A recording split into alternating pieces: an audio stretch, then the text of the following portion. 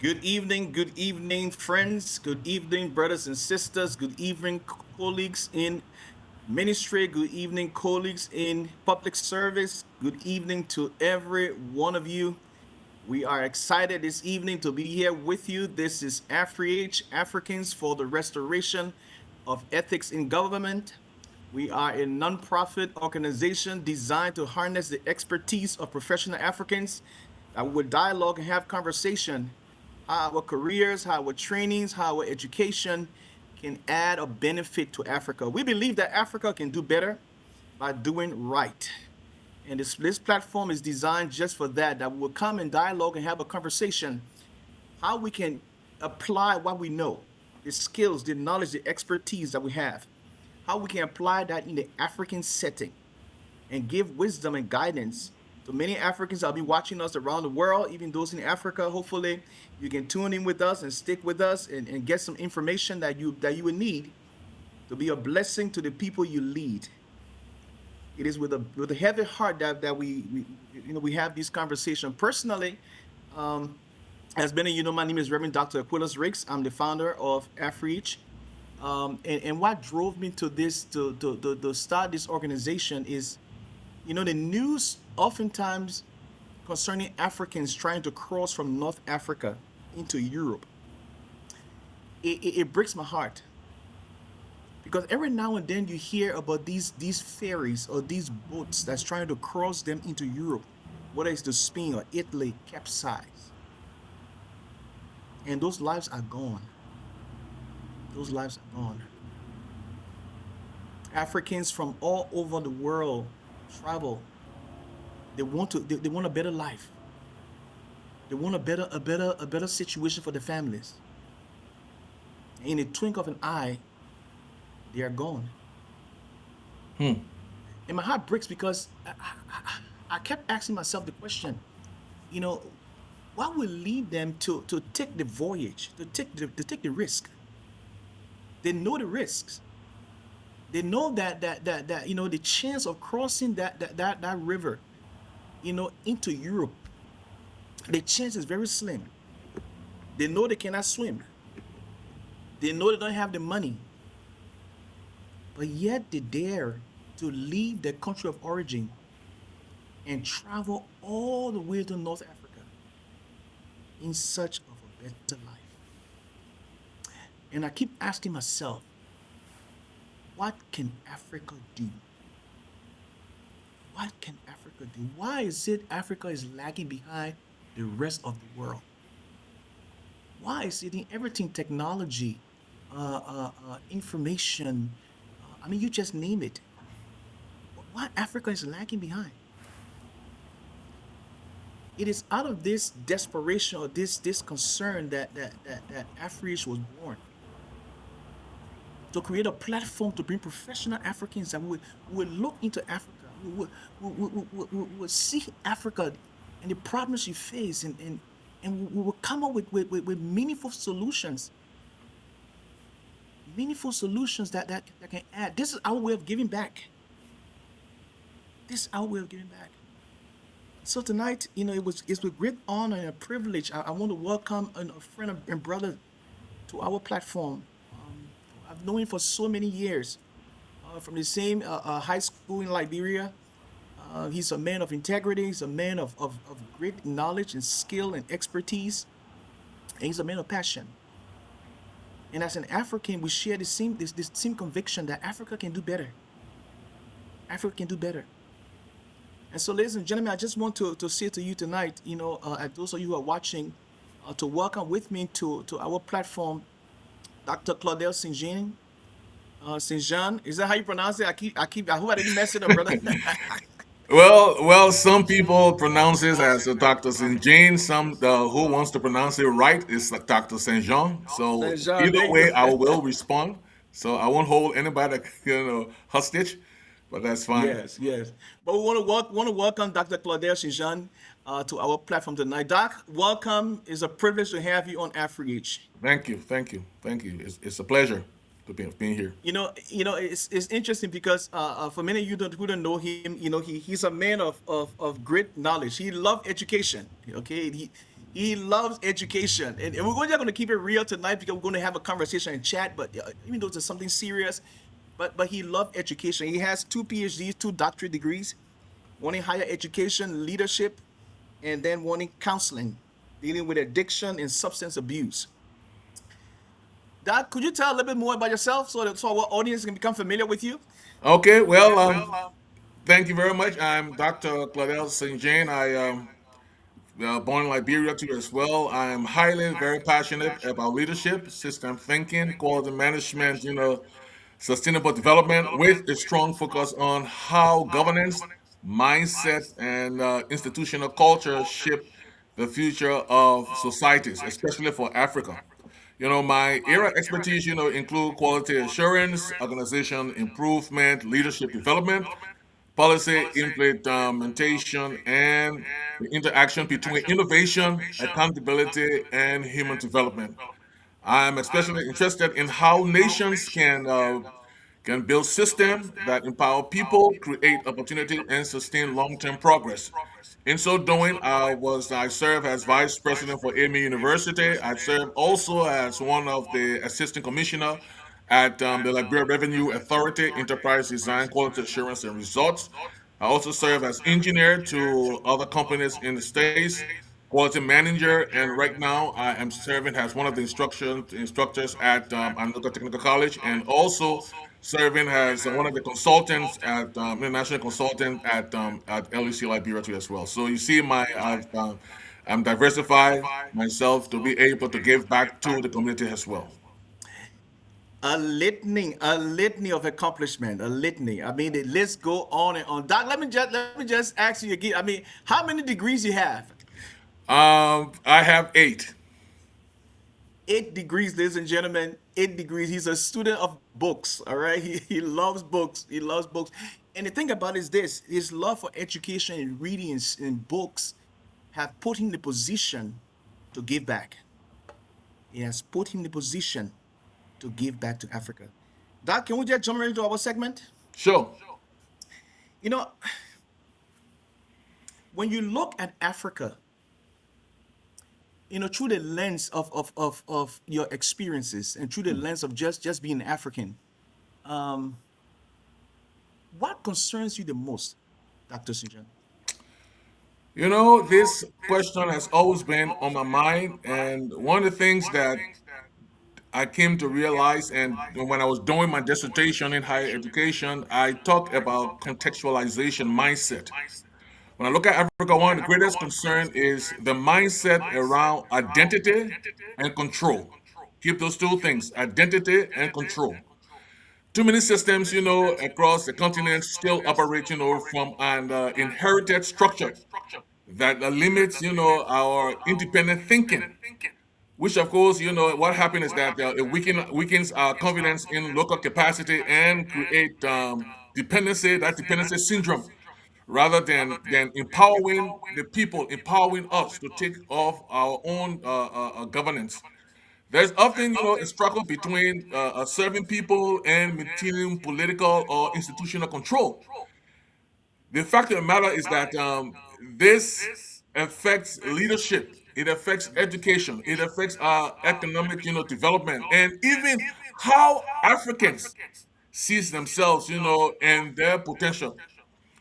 Until our identity is rooted in confidence, ownership and purpose. I tell you one thing: development will remain inconsistent because we are heavily reliant on what they tell us and how they want to lead us and dictate to us on what we need to do, and not allowing us to govern ourselves. At the same time, they are trying to control how we think. And that is the problem. Making Africa looks like a dark place and making their place look like the light. And so, everyone wants to run to the light and leave the darkness because that's how they have been brainwashed and indoctrinated to think that way. And our government needs to move from that and say, hey, let's come to our senses. Let's change our mindset because they are controlling us. And we don't want that in our society. So we need those of us who have the heart and the mindset, needs to go back and try to educate our people. Say, hey, we are Africans. We have the resources. We need to control our resources and detect what happened to it to help secure the next generation. That's how we need to start thinking. Wow, that's a lot to chew on. I'm thinking about those two words you use. Yeah, I think you say identity and control. Yeah. Identity and control. So when we think about identity control in the context of what I mentioned earlier about Africans making this voyage, for a better life. And you rightly said, because the mindset is that there's a light on the other side, there's darkness here. Um, how much does government, African government, own, you know, the plight of their citizens to take these trips? Again, I'm not against people going for a better, education, or I mean better life. It's a choice. I mean, you have freedom of choice, freedom of movement. But if the decision to move, to go overseas and to take this risk with their life crossing these rivers and stuff, it's because we don't have the systems, we don't have the infrastructure that can facilitate a better quality of life. Then talk to me about the responsibility, of governance. We need to be able to shape our mindset in every way, redirect on how we think.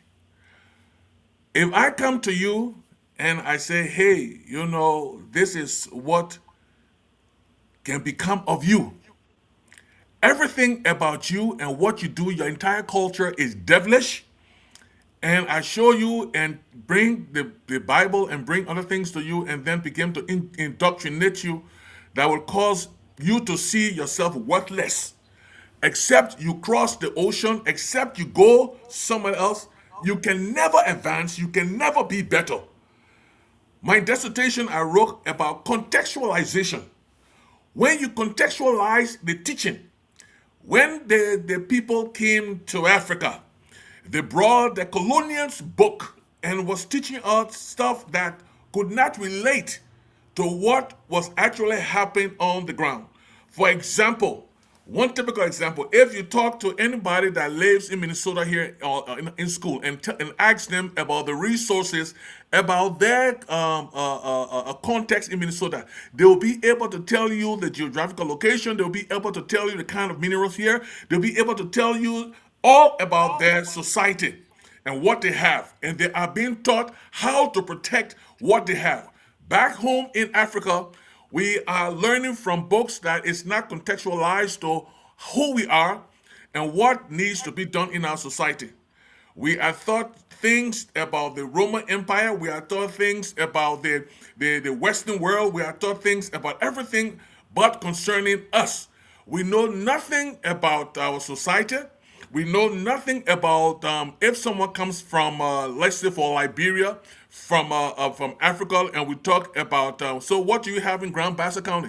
No one there knows the mineral resources that we have in Grand Bassa. No one there knows the different things that grows in Grand Bassa. We know nothing about who we are and what we have. In that sense, we have no part to play in the negotiation of our natural mineral resources.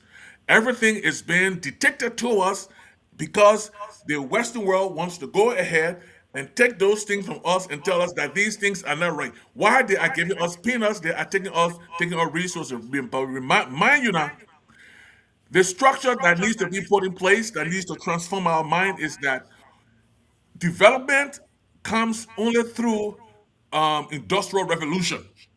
All of the Western world, all of them are developed because it comes from what they know about the country and how they want to develop their country. They don't have resources, but yet they are labeled the richest country in the world, the most civilized country in the world. But yet and still, they depend on Africa for every raw material. It is now time for us to actually stop, and say, hey, this is our resource. A nation, can have resources, talent, opportunity, but without the right mindset and leadership culture, progress, become difficult to sustain. What draws me to these issues is that the a realization is that many Africans, many of Africa's challenges are not due to lack of intelligence or potential, but it is due to a system that discourages accountability, innovation, critical thinking, and a collective responsibility. For me, I believe the greatest transformation will not begin with aid or political politics alone. It will begin with a shift in the consciousness, leadership value and the self-belief. So all the things that we continue to run after, continue to extend our hands, that we need help, we need this, we need that. No, everything that Africa needs to sustain and develop itself is within Africa. The only thing that we need is to shift our mindset. The leadership responsibility we need to go back and say, stop. What do we have? How can we turn our resources into tangibles that can bring about job, that can bring about sustainability, that can grow our GDP? And we start thinking in that way, turning our raw material into finished goods. We do have the knowledge, we do have the expertise, but because of the lack of accountability, the lack of self control to be able to utilize what we have, is giving us problems because everyone wants to be politically correct, but everyone does not want to take the initiative to take responsibility and say and think not of today, but to think about the next generation. And once we begin to think about the next generation, we'll begin to put things in place.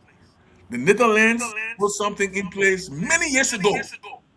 A lot of people were talking, but they are now reaping the benefits of what they put in place. Because why? They tie the belt and they allow the process to become fruitful. So I think that's the way we need to start thinking. We need to shift our mind from hand out, look at our resources, and see the value in our resources. That the same value that we're giving to other countries, we need to start giving it to our own because we do have it. Well said. Well said. By the way, friends, we are discussing pitfalls to Africa's progress. That's the headline of our conversation this evening, addressing pitfalls to Africa's progress. Doc, you mentioned the word self-governance. Why are we struggling with self-governance? I mean, I understand the whole ideology that we have been programmed, we have been desensitized by outside voices that we are nothing, we are nothing, we are nothing. You know, um, and I understand that, but this is the 21st century. Hmm. You know, why do you think that those words from centuries ago or decades ago still lingers in the mind of the African, even in the 21st century? I mean, when will we break the negative connotation? When will we break the self-pity? When will we, and I love that you mentioned the transformation that happened in the West. I mean, we read the history books. These nations started just like us. I mean, every other nation, it started the same. Exactly. Exactly. But there was something about the people that said we want a better life for us and for our citizens. And because we want that, we got to put systems in place. Look, I really admire the Western system that has been set up. I admire it. I admire it. I mean, look at the social security system. Look at the retirement system. I mean, whether it's in the healthcare, economics, you see systems. Not perfect, but you see systems at work that bring in some kind of benefit to the people. I mean, capitalism, you see systems at work that a young person can invest. And by the time they reach 2025, they got more than enough. We talk about generational wealth. Parents and grandparents start a business and pass it on to the next generation, to the next, and just generational wealth just keep going and going and going. And then you look at us and you see the struggle. I mean, talk to me, please. I mean, You know, from your vantage point, why is this connotation for decades ago still in our psychic and is impeding the progress of the continent? it is the willpower that we don't have to enforce that which we have written down. I'll give you one example. Thailand has no resources. They wouldn't have flowers. But what happened? It is our constitution that they came and they learned from us. And they took back to Thailand and they have implemented those things many years ago. All of the systems that to govern. They came and we gave them that platform. And look at them today, where they are and where we are today. The ability and the willpower. If I tell you that, if I say that I work on a lot of reform policies from the lenses of working at the Liberian Revenue Authority. We do have good policies on the book. If we say that we do not have those things, it will be lying to ourselves. But taking those words from the pages and allowing it to be enforced, giving us a lot of problem. Why? Because one of the things is that is hampering us is that because one person working in government is feeding about 5 to 7 people in a society. So if you're trying to reprimand or try to impose the rightful penalty for them behaving embezzlement, the entire country will come against you and say, "Oh, other people are doing it, so why they make them do it just because of political experience?" No, it's not it. We need to be able to swallow the bullet and say, this is how we have written our system to function. Let us function the way the system were designed to function. It is the willpower. It is nobody waving a magic wand or bewitching, or we are bewitching ourselves because we have refused to follow the same policies that has been written down in place. America and the Western world, they follow policies, they follow systems, they write those things down, and they look at the paper and they implement. The implementation of what we have written is the bottleneck to our own progress. The implementation of those things. So it is not the Western world who like putting their foot on us. They just say it and they watch us, and they come in our ears to enriching our immediate families. We are looking only at today. We're not looking at future generation. When that concept of future generation clicks in our mind, we'll be able to prepare things and be saying generational worth. We are doing the things not for ourselves. We don't necessarily have to eat the fruits, but the fruits will be eaten by our children. And our children will take the seed and they will plant the seed for their children. And that's how it will continue to grow. Why? Because they see us doing it. And so they will practice what they see us doing. It will not come easy, but we can start. There is always a starting point. And I believe that the starting point is now. We need to start now. We don't have to wait until someone else takes power. But we have to move away from that political, identification kind of a mindset.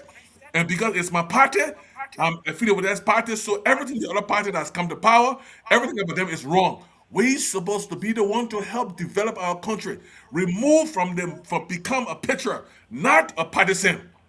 A partisan will just affiliate with certain values of the particular party system. So, but the rest of it, we don't agree with all of it, but with some. And the other party do have some too as well. So the ones we're agreeing with, everybody mindset they are different. But once the nation must be our main focus and help the nation to go and develop. Because most of the time we see these things, people are always gravitating to it because it's my party and my party is not in power. So whatever the other people are doing, I don't have time for it. It's all bad, it's all wrong. Because why? We are focused only on the now. We do not have the gumptions, we do not have the power, or we do not have the mindset to tell us, say, hey, I will bite the bullet and whatever comes as it, but I must follow the process and procedure. That is why we see a lot of different people coming. We say our country, it's not doing any progress or anything happening, but yet and still, we see that something is happening. Other people are coming in and they are succeeding. Why can't we succeed ourselves? Why is the foreigner succeeding in our nations and we who are Africans aren't successful? Something fundamental is wrong with our thinking. You know, there's a comment that's on the screen here. It said this gentleman sounds like he read Generational Shift. He is right. That's from one of our colleagues, Pastor Kennedy G. He wrote a book, Generational Shift, Mhm. and thanks, Pastor G, for Thank you. commenting. Doc, let's talk a little bit more, concerning the next generation, because you are passionate about this, and you know, Pastor G, I go to get it on one of these days concerning his book, because he wrote a very good book on the generational shift that's taking place. But you talk about enforcement. That word came out just profoundly, when you spoke Yeah. to me. And when I look in the context of the West, it's interesting because you see again the system not perfect, but you see this this consciousness to enforce statutes and laws and regulations and to enforce policies. And what really stood out to me when I came to the West here to the US was, I remember watching TV, and even back when we watched the news and things like that. But coming here and watching these things and see government officials being indicted, government officials, you know, that was foreign to me. That was, it was like you know like a shift to me, because my notion of governance from where I'm coming from is that when you're government official, you are exempt. You know what I Exactly. mean? You can break any law, you can do anything. You have this secret protection, from prosecution. But I come to the West and I see that even high-ranking officials, senators and other high-ranking officials being indicted, forced to leave office. Some of them, being prosecuted. And so when you use the word enforcement, I think that is so critical. You know, how can we get past this notion of nepotism and favoritism and just do the right thing? You know what I mean? Just do the right thing. Enforce the laws, enforce the policies that's on the book. You know, there's something that I always say, when the fish is about to get rotten, it get rotten from the head. Okay, we need serious people who are willing to take the abuse, who are willing to take all kinds of insults from other people because they stand for what is right. One of the things that is hampering our growth is the impunity of our officials and leaders that can get away with anything at any time. For the mere fact they will ask, you know who I am? You know my father, you know my brother, you know my sister, you know my cousin. And because we have that kind of clout over us, sometimes, it makes the other people afraid to enforce what needs to be enforced. Because they did it right, and that's the only thing they are depending on to support the family. Because the mindset is not on generational wealth. The mindset is not on protecting the nation as a whole. The mindset is all about me, myself, and I. They are unable to see. The sight is very myopic. They are not able to see the bigger picture. They don't have system thinking. And so, in order for us to go about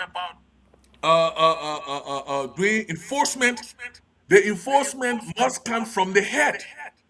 If at all we have the minister of public works, and you build your house in the alley, and you know that and you have to say, oh, when they come, we'll talk about it. and there is a minister, and the house there is the minister's son's house or the minister's sister's house. Obviously, they will try to find a way to bypass. Our current president of Liberia, Honorable Joseph Newman Boyka, I was told that his fence was in the way of the road, and they said to him, "Oh, a vice president, your fence is in the way. We're trying to build a road." He told them, "Say, break it down." It hasn't been said doing that. Those kinds of people, if you have that kind of mindset leader that will put himself on the line to do the right thing, others will do it. And right now, we see that there are a lot of structure being broken down all over the place in the name of development because those areas were already destined for roads to pass and things to pass, and people came and in French. And other people saw it as if to say, hey, that's my brother, you're Billy Roseman. That sympathetic mind and that kind of lackadaisical behavior will cause us not to progress.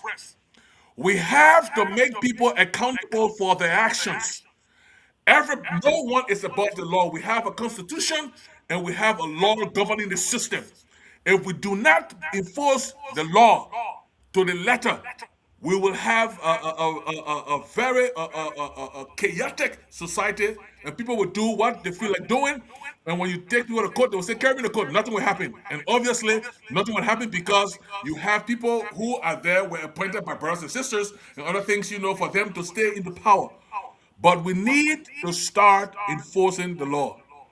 And when someone steals, they need to be fired. They are fired. We are not perfect, but we need to take the first step and enforce it. One thing I know about human nature, about change management, for a time there will be a lot of commotion, but after commotion, it will settle down and people will begin to see that it is not right. We need to follow it. And then once we start to walk in that light, other people will see as well and start following it. We just need to enforce it. Regardless of how people feel or think, the law is the law and the law covers the land. And everybody is under the umbrella of the Constitution and they need to follow the law. So you know that you will have redress. If the minister does anything to you, the minister have to face the full consequences of the law too as well. So nobody is exempt from the law. So we just need to set an example. The mindset. I go back to the education. The solution I see, begin with a rebuilding identity through education, leadership development, and value-driven institutions. Africa needs a system, that teaches the citizens to think independently, and solve problems. They need to be able to innovate, take ownership of their own communities. And in that, they see beyond our corruption, all good, but we need leadership, that prioritize service over power. Education that develop, character, creativity, and competency. Not just memorization stuff. We also believe in strengthening institutions, so that they can, outlive individuals. When accountability, transparency, entrepreneurship, and all the ethical leadership stuff, become cultural standard. We gotta put a standard. I'm a quality guy. Okay, and I believe in standards. Transformation, become, sustainable as well. If we at all empower the young people, especially, it's important because they represent Africa's greatest asset. If we cannot, enforce this thing and ingrain them in their minds and tell them, say, look, we have to take responsibility. The next generation will follow suit. John did it. Paul did it. I will come and eat my time to eat. But if we can put a stop to my time to eat and change our mindset, because our resources is not only what is on the ground. If we don't change our resources from our youth perspective to protect what they have, at the end of the day, they will only be myopic and only see what is before them too as well. But we always have to take the first step. Be bold enough and say, no, this is ours.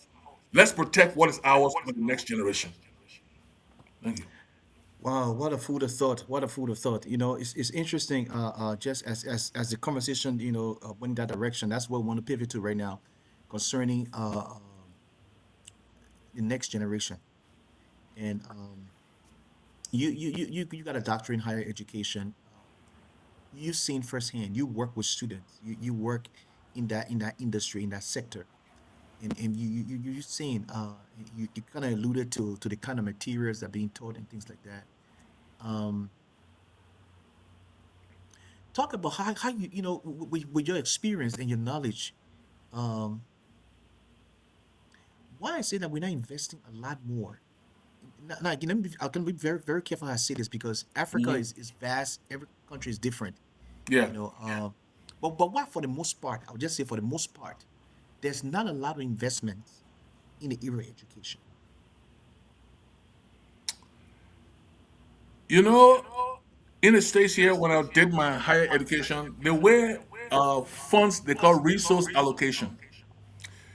If you look around, you will see that some communities, their schools are better than other communities because the wealthier community pay more taxes, and those taxes that they are paying, housing taxes and residential taxes, that one is being put into education because the lower income areas are not paying that much taxes, so the educational system is not as sophisticated as the ones in the higher income areas.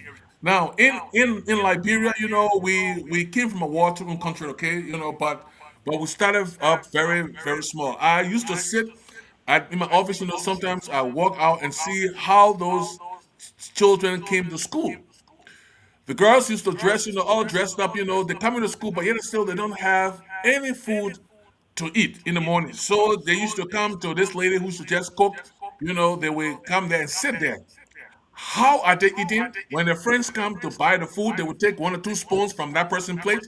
The next person comes to take one or two spoons from that person's plate until they are able to eat. I saw it firsthand. And so they will leave. So what I did, I said, okay, I told the lady, I said, every day these children come, give them food, let them eat. Whatever the feed us eat, let them eat, I'll pay for it. But let them not know that I don't want to pay for it. And so, the children used to come and have breakfast to eat. That was the only food that they had to eat for the day. Okay, and they were like struggling to come to school. Sometimes, the whole vacation they will go and struggle as friends and do all kinds of things to get the school fees. One time, one of them came to school and the money got missing because it was going from line on the line. Some money dropped and someone took it. When it reached to pay the school fees, there was no money to pay. What I'm saying is that we have all of these resources in Liberia and in Africa. What we need to do, we need to take some of the taxes that the people are paying, one of the taxes either on residential property or on commercial property, and those taxes we need to just focus all on education. And the education I'm talking about is the education to educate the people about our resources that we have, develop the mindset of those people, how they can in how they we can enable them to learn how to mine in mining, to learn how to do refinery, to learn how to do things that will impact the society. And those educational knowledge that they are bringing back and they are helping to develop their community. If at all we educate our children and our people on understanding what they have in the various community, what they have on the ground, they are a better suited to sit at the table to negotiate with these foreign investments that come and say, look, we know what we have. We are the custodians. It is ours. And therefore, we will negotiate from a power perspective. They're able to broker that particular deal in a way that would benefit the society in which they find themselves. Okay, but without that knowledge, without that mindset, it will be difficult for the people because most of the time, all of our concession agreement are done from the basis in Morovia. The people come to us with their knowledge, and we are agreeing with their knowledge, and obviously we will not benefit. The community will not benefit. So we need to turn the table and begin to learn what we have so we can be at a better position to be able to negotiate. Because we cannot negotiate with what we do not have, which is mindset and knowledge. But if we empower our young people to have that mentality of understanding that I come from Babalu. Babalu have a higher deposit of gold. I know exactly where it is. It's my town. It's my area. I must have a say at the table. When you come there, you must teach us about mining. You must teach us about environmental hassle. You must teach us everything that has to do with where I am. Because I'm not going to allow you to outlive me with this 100 years and 50 years contract. No, no, no, no, no, no. 5 to 10 years, because in 5 to 10 years, I must be able to take over and build a better future for our society. So that's how I see educational roadmap needs to go. Invest by taking the taxes from somewhere and reallocate that particular tax towards education, towards healthcare, towards the development of the different communities that will help them know what they have. Silver teaching of what we have in our societies. That's how our education system will grow. Wow, wow, wow. It's interesting. Time goes so fast when you're having these meaningful discussions. But Yeah. with little time that we have left, I want us to pivot a little bit to the second era of your expertise, your doctorate, counseling. You're looking at addiction and things like that. As we look at Africa, um, with your research knowledge and the information that you have in this area, um, it seems as if that one of the pitfalls we are dealing with that hindering progress is the issue of addiction. And I think we all know that it draws back to poverty.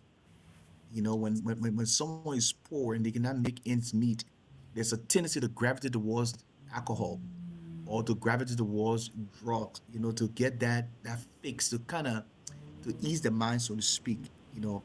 Um, Talk to us, concerning, Africa, this issue of addiction, and how when it comes to civic governance, how can Africa address this issue of addiction, because it's an impediment. It's an impediment. One of the reasons why we see a high rate of drug abuse in Africa is that we don't have the capacity to cater to our youth. They feel neglected, they feel left alone.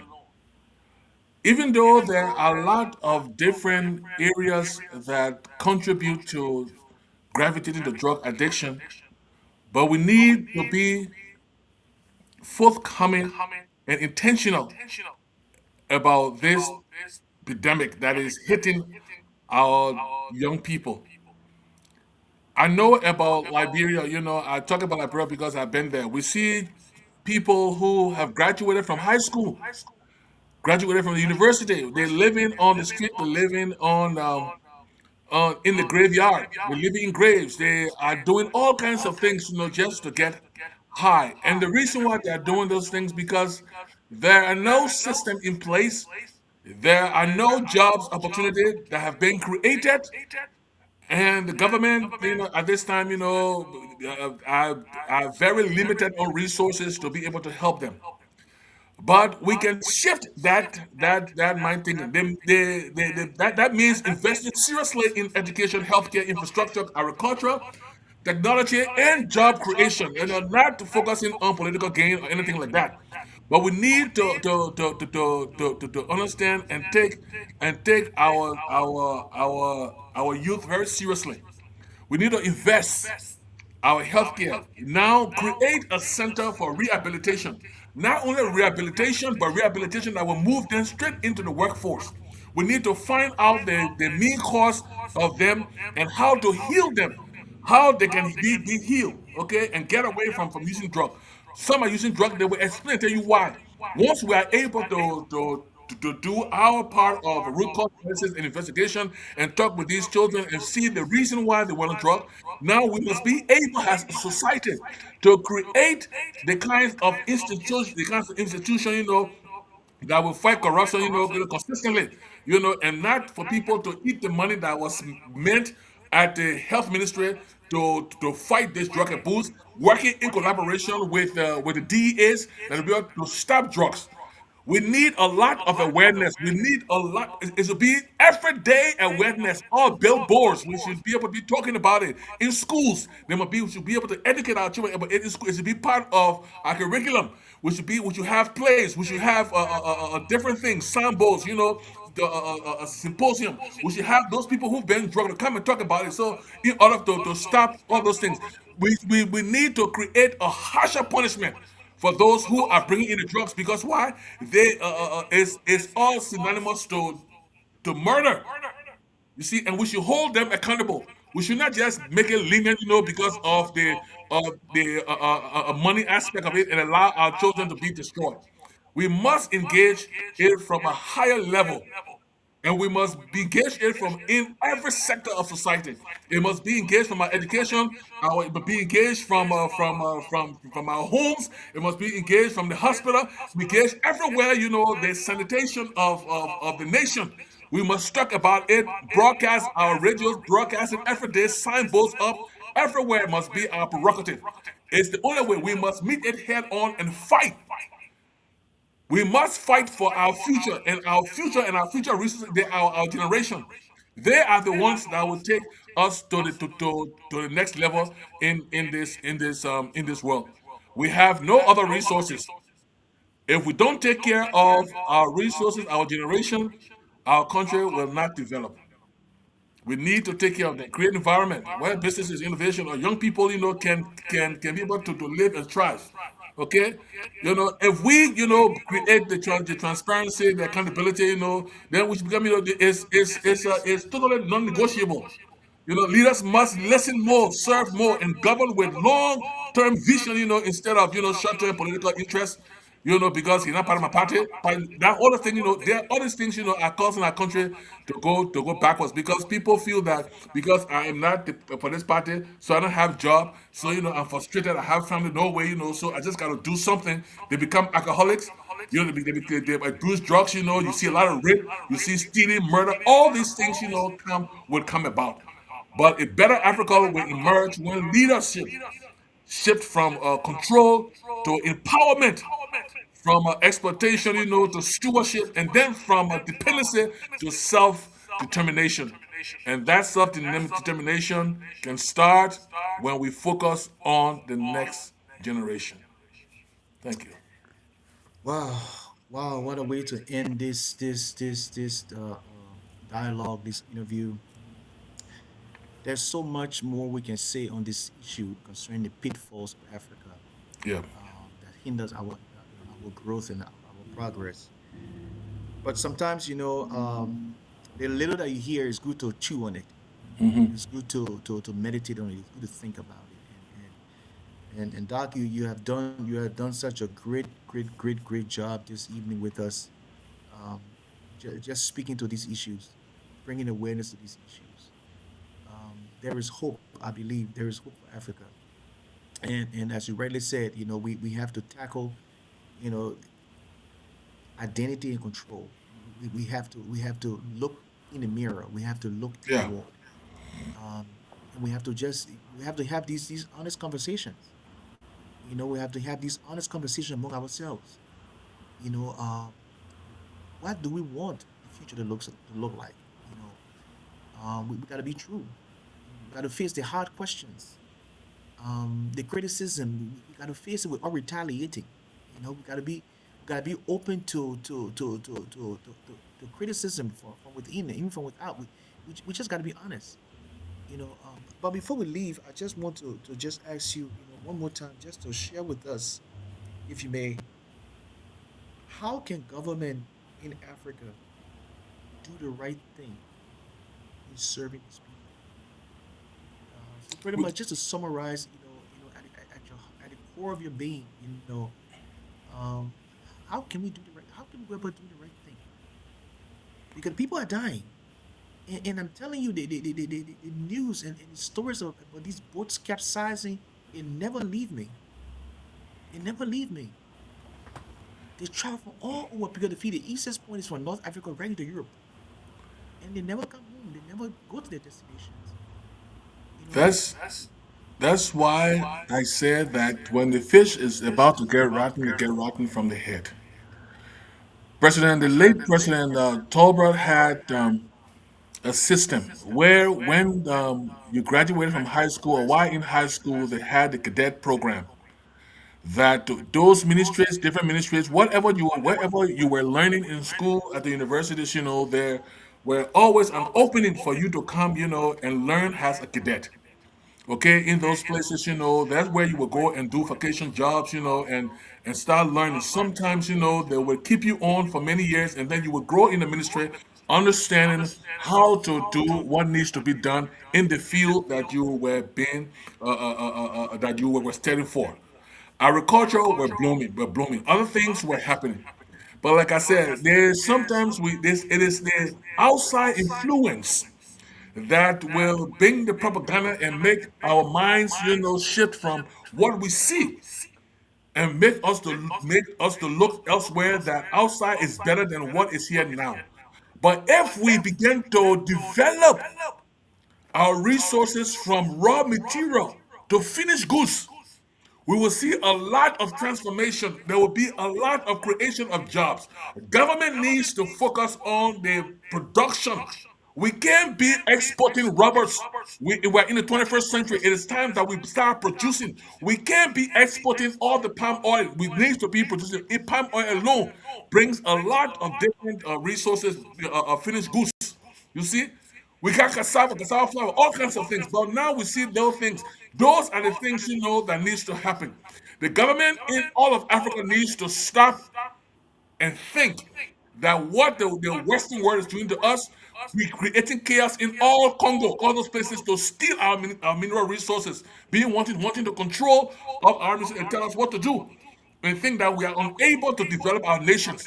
We don't have the mindset, which of course, in most of these Western countries, it is the Africans who are creating and innovating and bringing all of those things out for them to say, it's developed in the Western world. No, we need to start educating ourselves and saying, like, we are the best. Like in Ghana, always says we are the best. The more we confess, the more we use our hands, the more we begin to develop other things in Africa, bring those different lessons that we have learned, bring it back to Africa. The desperate needs to go back home with the knowledge, and we need to open the safe space, the opportunity that they can come and invest in their own nation, and to know that they will not be asking for 4%, 10%, 20%, but rather they will be embraced. At least, we're coming to kind of open jobs for other people too as well. So we need to be able to have that avenue open for investments for those of the desperate that are outside. Friend, thank you so much. Those of you online with us, even those that will listen to this, we'll upload it on our YouTube platform as well. Um, I hope you got something tonight. I hope you received something tonight. It was a ton of information, a lot to process, but nonetheless, very, very, very strategic. That came forth from Dr. St. Jean to us. Again, we are Africans for Restoration of Ethics in Government. Our primary focus is on the continent of Africa and how we can get Africa to do better by doing it right. Africa can do better if she only does what is right with her Yes. citizens, with her people, with her resources. Before we leave, we want to encourage those of you again. We are a nonprofit organization, a 501c3 organization here in America. If you want to be a blessing, you want to give to what we are doing here, to future plans that we have as a group and as an organization. The information is on the screen. The Cash App, the Zelle information. You can just, you're welcome to give. It is tax deductible. Uh, we will send information to you concerning whatever you give if you so choose to give.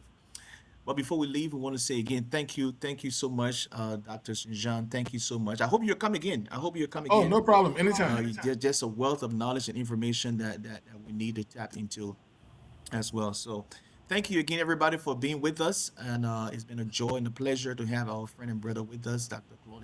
Claudel St. Jean, and we look forward to another time.